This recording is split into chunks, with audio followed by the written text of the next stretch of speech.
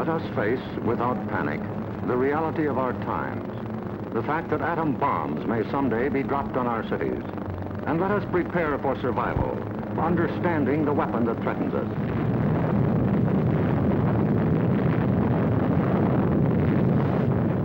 An atom bomb destroys or injures in three ways: by blast, heat, and radioactivity. The blast of an atom bomb is its most important destructive agent. In Japan, whole buildings were flattened by its force.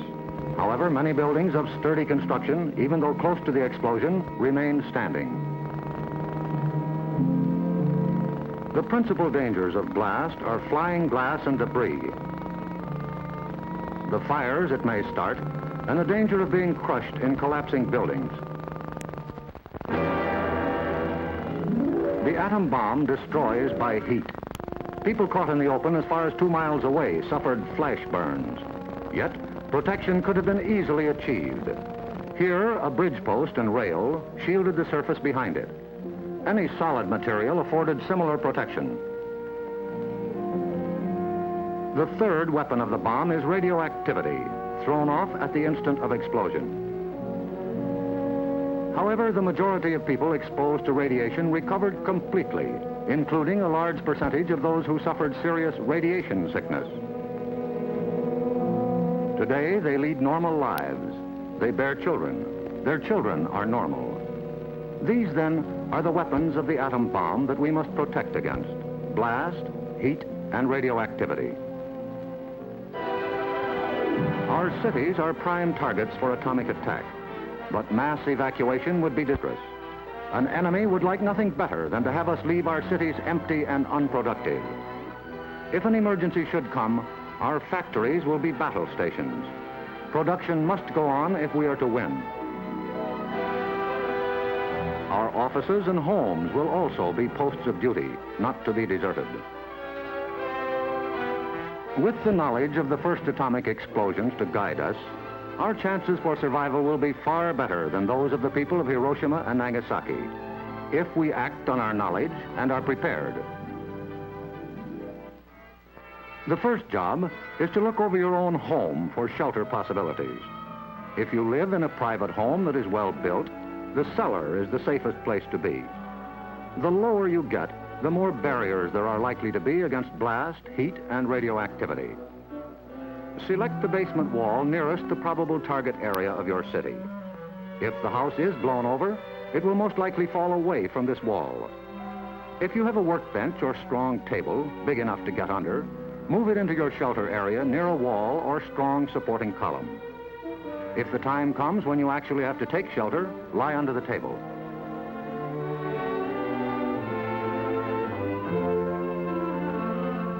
If you live in a home that has no basement, choose a shelter area without windows on the ground floor. An interior hallway is probably best. In time of emergency, the shelter area should be cleared of mirrors and other objects that might cause injury. If you live in an apartment house, rules for taking shelter will be posted in your building. Learn them. Also, learn the location of public shelters in areas where you work or frequently visit. There are many things you can begin doing right now. Fireproof housekeeping is one, so clean up that attic. Keep waste in covered containers. Don't let trash pile up in the yard. Set aside a small supply of canned goods. They're safe from radioactivity. Have a good flashlight on hand. Electric lights may go out. Keep a first aid kit and learn how to stop bleeding. Make a habit of keeping a bottle of fresh water handy. A radio will be important for receiving vital instructions. Finally, prepare the shelter area and collect all necessary shelter equipment.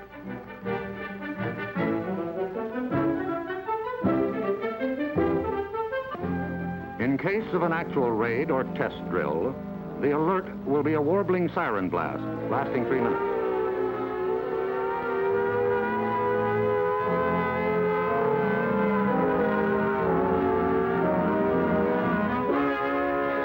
Once you hear this, act fast.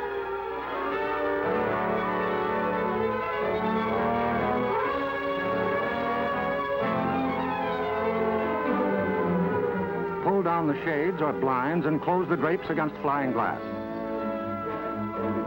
Turn off the burners of your gas or electric stove.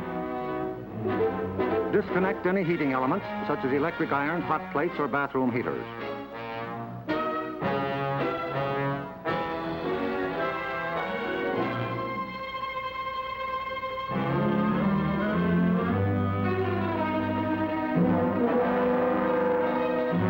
Close all outside doors, but leave them unlocked. Turn off the gas or oil burners.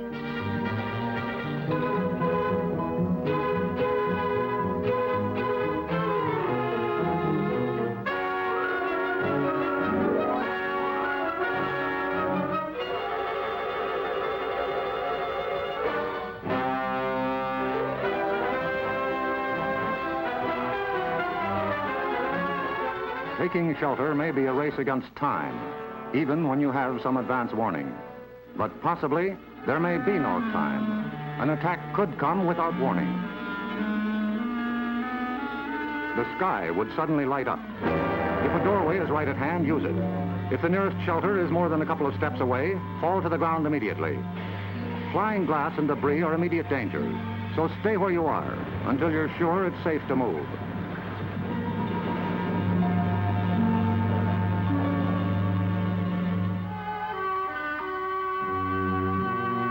If you are at home when a surprise attack occurs, crawl beneath a table if it is very near, or drop to the floor with your back to the window.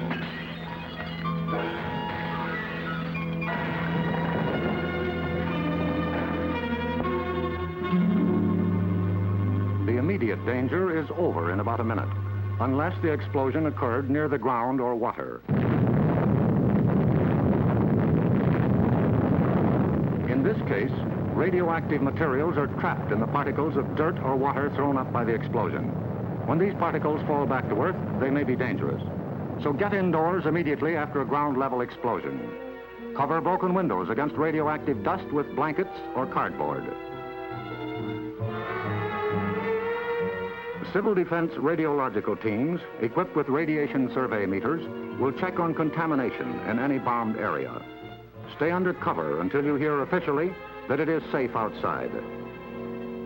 If you have been exposed to radioactive dust, wash the exposed areas. Pay particular attention to your hair. Get all the dirt from under your fingernails.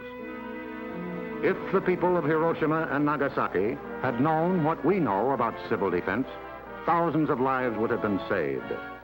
Yes, the knowledge is ours, and preparation can mean survival for you. So act now.